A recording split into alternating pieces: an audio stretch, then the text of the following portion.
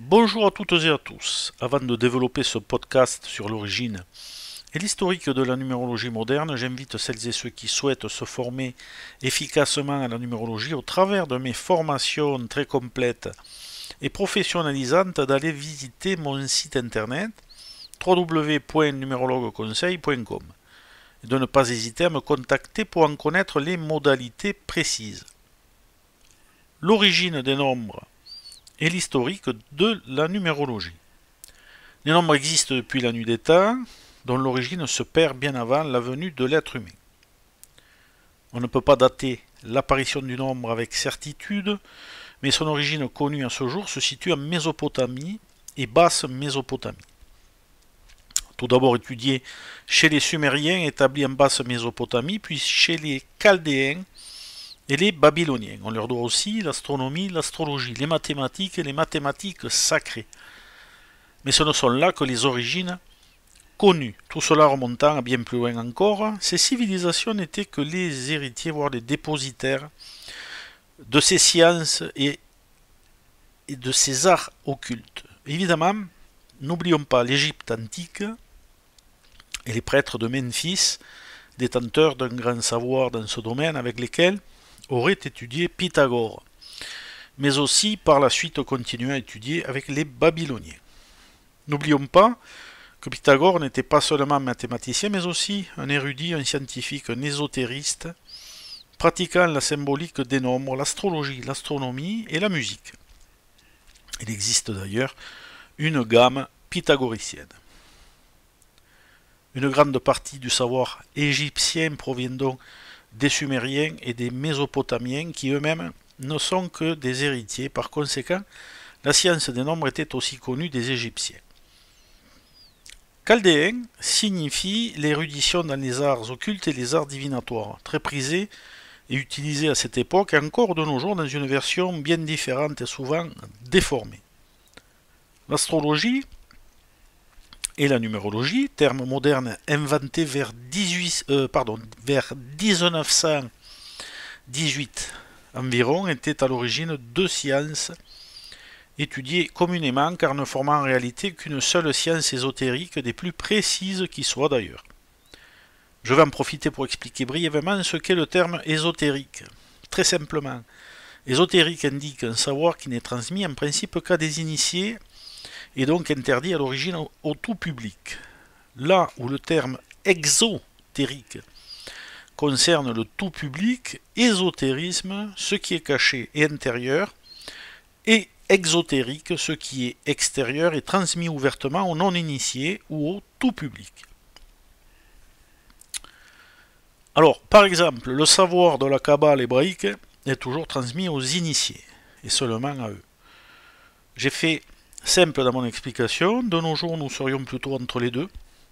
Je serais tenté de dire dans un ésotérisme exotérique, c'est-à-dire dans le fait qu'une bonne partie d'un savoir ancestral a été dévoilée au grand public. La numérologie moderne. Alors la numérologie moderne actuelle, ou moderne, ou traditionnelle comme je l'appelle, est un mélange de plusieurs arts ésotériques. Elle est influencée par plusieurs sources, dont deux en particulier. On retrouve dans la numérologie moderne des méthodes d'astrologie, comme les maisons astro- ou astronumérologiques. Il y a évidemment d'autres éléments, utilisés dans un thème annuel, mais aussi l'influence de la symbolique du tarot de Marseille, en plus de la symbolique pure des nombres. Les deux courants majeurs de la numérologie sont l'influence pythagoricienne et l'influence hébraïque, dite gématrie ou gématria. Note, petite note, la gématrie fait partie d'une des trois méthodes de la Kabbale hébraïque qui permet de décrypter la Torah, la gématrie, la Témoura et le notaricon sont les trois méthodes utilisées par les Hébreux, par les kabbalistes. On utilise donc la gématrie pour transformer les lettres en nombres. Par conséquent, quand vous transformez les lettres de votre identité pour, par exemple, obtenir le nombre d'expressions, alors vous utilisez la gématrie, ou gematria, venant de la Kabbale hébraïque, tout simplement. Historique et origine de la numérologie moderne. Alors, une chose est sûre, la numérologie moderne n'a que 100 ans environ, pas plus. La numérologie moderne a été codifiée dans les années 1900 par la numérologue américaine L. Do Balliet, née en 1847 et morte en 1929. C'est la première à avoir rédigé et codifié la numérologie moderne. Elle a bien sûr été reconnue par ses pairs anglo-saxons comme étant la première à avoir fait cela. Par la suite, dans les années 1930, le docteur Junot Jordan, élève de Do Balliet, fonda l'Institut de recherche numérologique de Californie. Voir son livre The Romance in Your Name, pardonnez mon anglais, ou numérologie. Mais il y a aussi Julia Seton, auteur de Western Symbology, et sans oublier la référence en la matière Florence Campbell, qui écrivit le premier véritable livre de référence de la numérologie moderne, Your Days Are Numbered, ce qui signifie, en traduction, dans une pointe d'humour, vos jours sont comptés. Vos jours sont comptés. Livrant les bases de la numérologie actuelle autour des années 30. On peut encore trouver ce livre en anglais et à l'étranger. Je le possède d'ailleurs dans une version rééditée. Elle met en évidence dans ce livre l'importance, entre autres, des jours de naissance. C'est à partir des années 1970 et de sa rencontre avec Florence Campbell que le numérologue américain, le pasteur Kevin Quinn Avery, devint très connu en écrivant La vie secrète des chiffres. Alors attention, ce livre est par contre très mal traduit. Il contient malheureusement de nombreuses erreurs d'interprétation. Il reste certes une référence pour l'époque, mais il vaut mieux lire d'autres auteurs pour débuter en numérologie. C'est ce livre qui a mis le feu aux poudres et a fait connaître la numérologie en France.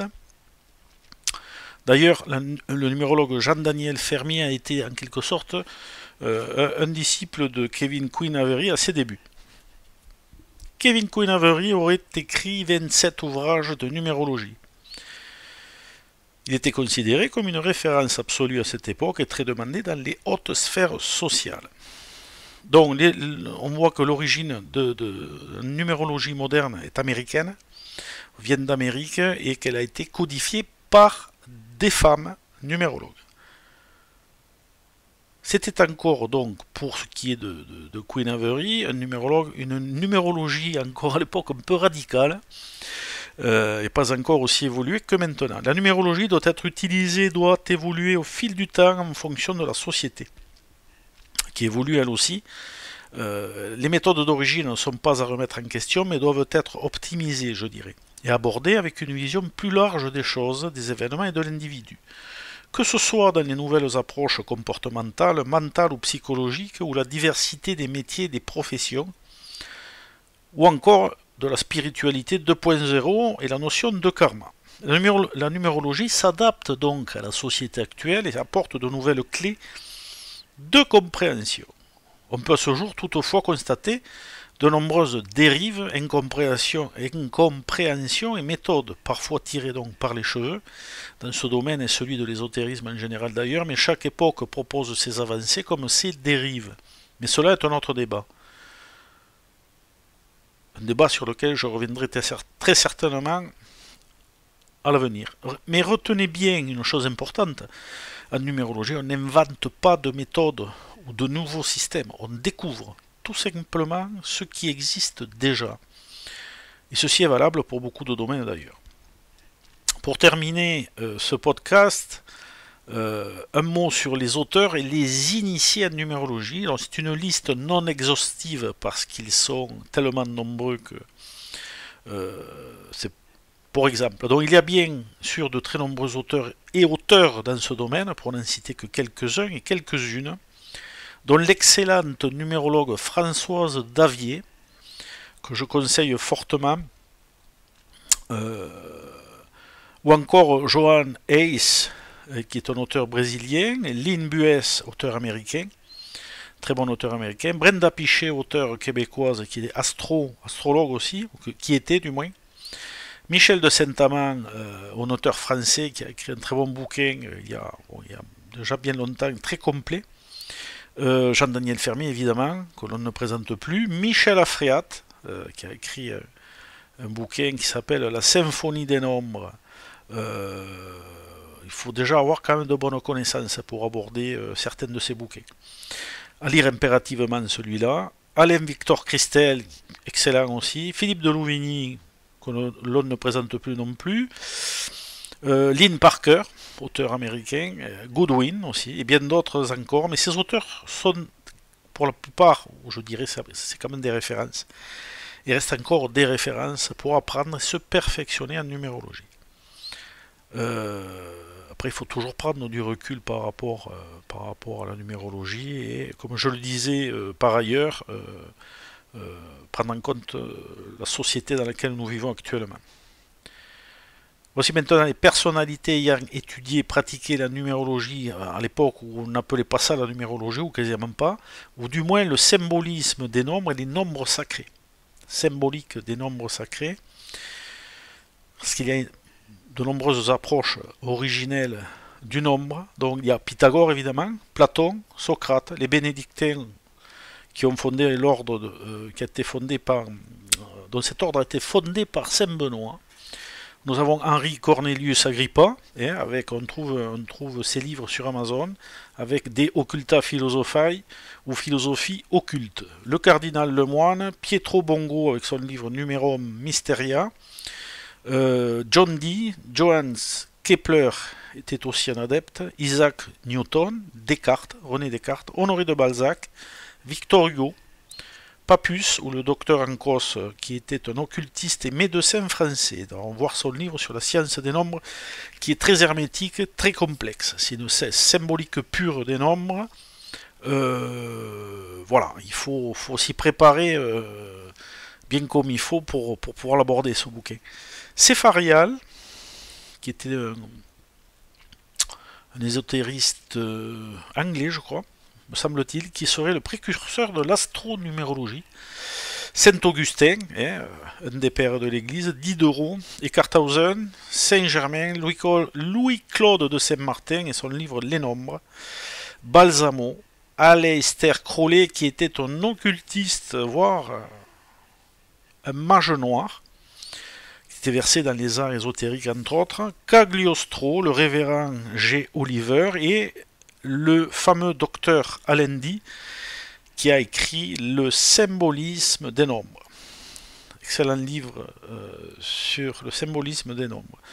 Bon, sans compter les francs-maçons, les Rose-Croix et d'autres organisations occultes. La liste est encore très longue évidemment, car de nombreuses figures de l'Antiquité jusqu'à nos jours et plus récentes ont étudié les nombres. Vous seriez surpris de savoir lesquels d'ailleurs. Je vous conseille de faire vos propres recherches car c'est très très intéressant.